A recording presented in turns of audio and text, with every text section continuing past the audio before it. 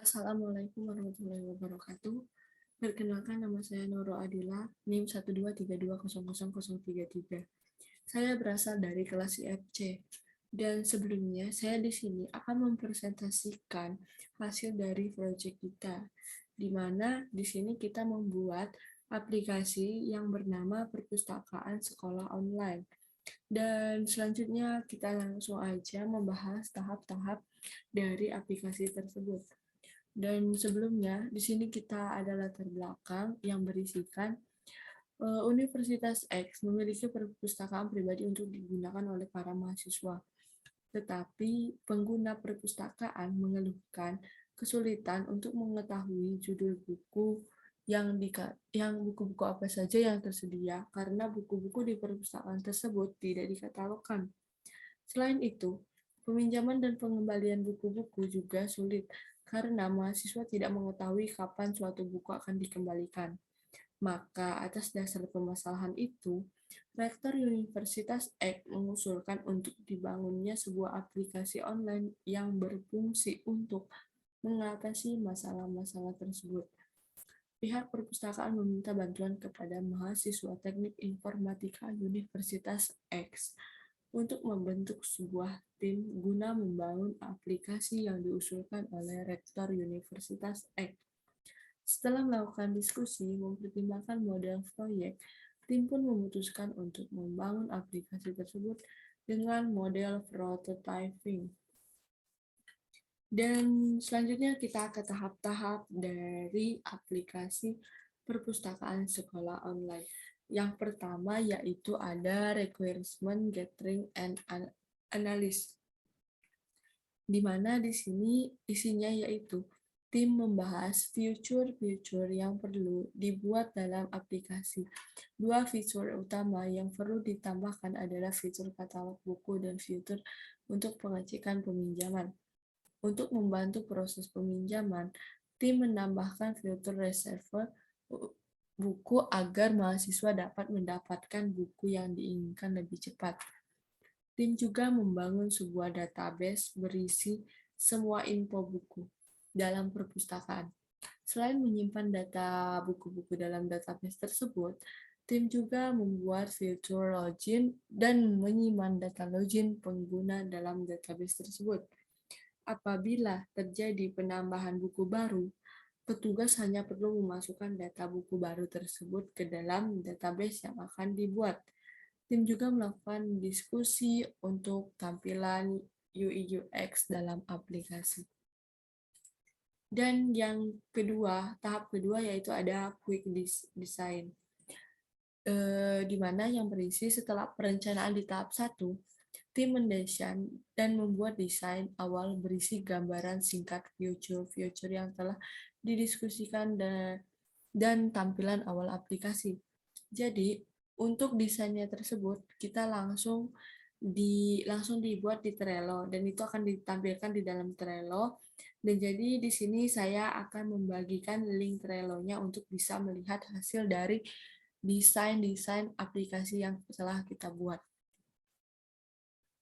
Dan yang selanjutnya yaitu tahap ketiga, di mana tahap ketiga yaitu ada build prototype yang berisi setelah selesai merancang dan mendesain aplikasi, tim mulai membangun aplikasi dimulai dengan pembangunan basis aplikasi.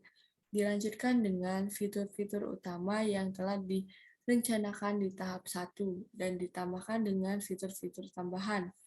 Setelah prototipe berhasil dibangun, tim mengetes prototipe aplikasi guna memastikan fitur-fitur prototipe sudah bekerja dengan sesuai.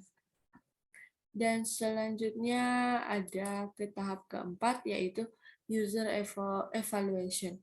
Nah, di mana setelah prototipe berhasil dibangun, tim akan mempresentasikan hasil prototipe yang telah dibangun kepada pihak klien, yaitu Rektor Universitas X dan pihak perpustakaan.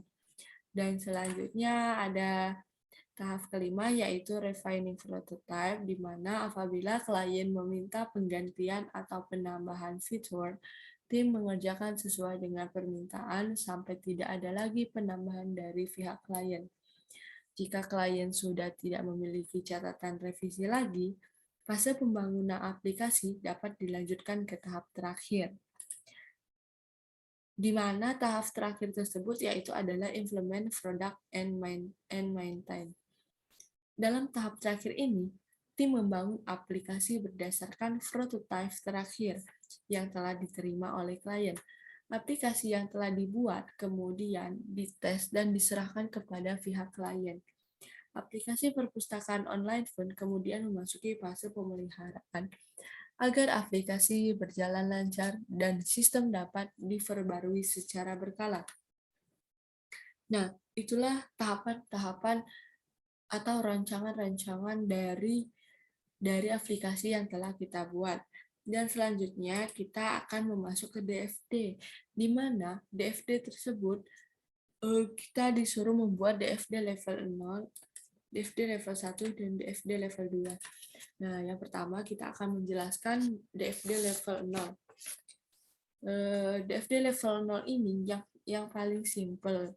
Jadi di sini dari peminjaman buku, kalian bisa memasukkan data peminjam ke aplikasi perpustakaan. Sebagai output-nya aplikasi perpustakaan akan mengeluarkan status peminjaman buku, pada peminjam buku. Begitu juga dengan admin perpustakaan. Untuk admin perpustakaan, masukkan data adminnya ke aplikasi perpustakaan untuk mengupdate aplikasi. Lalu, output yang akan diberikan yaitu katalog buku perpustakaan dan anggota buku perpustakaan. Nah, itulah dari DFD level 0.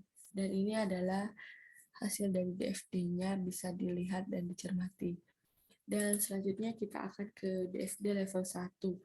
Untuk DFD level 1 itu sendiri, kita akan menjelaskannya dari peminjam buku. Dari peminjam buku harus memasukkan data peminjam ke database perpustakaan.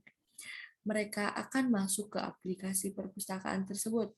Selanjutnya, si peminjam buku, untuk meminjam buku, mereka harus masuk ke aplikasi perpustakaan. Lalu, dari aplikasi perpustakaan, mereka akan mengecek database perpustakaan. Mereka akan mengecek database perpustakaan. Outputnya dikasih lagi dari database perpustakaan berupa status peminjaman buku. Lalu selanjutnya yaitu dari admin perpustakaan. Dari admin perpustakaan, masukkan data admin ke database perpustakaan. Lalu untuk mengupdate aplikasi, dia harus masukkan input ke aplikasi perpustakaan. Dia harus memasukkan input ke aplikasi perpustakaan, lalu akan masuk ke database perpustakaan. Dan outputnya pun dikasih lagi berupa katalog buku perpustakaan dan anggota perpustakaan. Nah, dan selanjutnya yaitu ada DFD level 2. Untuk DFD level 2 itu sendiri, kita mulainya dari peminjam buku. Dari peminjam buku, dia harus memasukkan data peminjam untuk login. Setelah login, kita harus verifikasi ke database perpustakaan. Jika telah selesai diverifikasi ke database perpustakaan,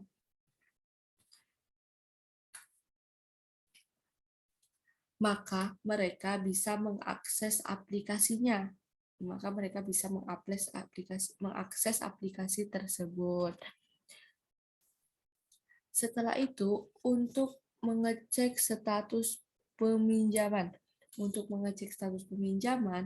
Peminjam buku harus memasukkan input berupa judul buku. Lalu, judul buku ini dicari ke dalam database perpustakaan. Untuk outputnya yaitu Untuk outputnya yaitu ya ini, yang dari database perpustakaan ke pengecekan status peminjaman, berupa status peminjaman dan ditampilkan lagi ke peminjam buku, Dan jika yang admin perpustakaan, dia juga sama, harus login terlebih dahulu. Data admin, lalu login, lalu verifikasi, dan langsung masuk ke database perpustakaan. Dan jika untuk mengupdate aplikasi tadi, admin harus memasukkan input data yang diakses ke database perpustakaan. Sama seperti level 0 dan level 1, mereka akan memberikan output berupa katalog buku. Dia akan memberikan output berupa katalog buku.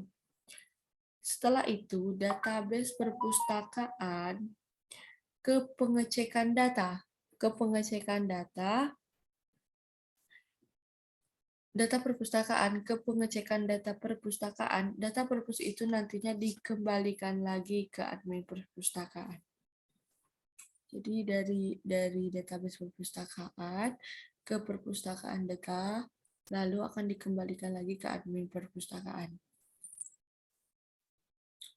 Mungkin itulah hasil dari diskusi pembuatan aplikasi perpustakaan sekolah online dari kita.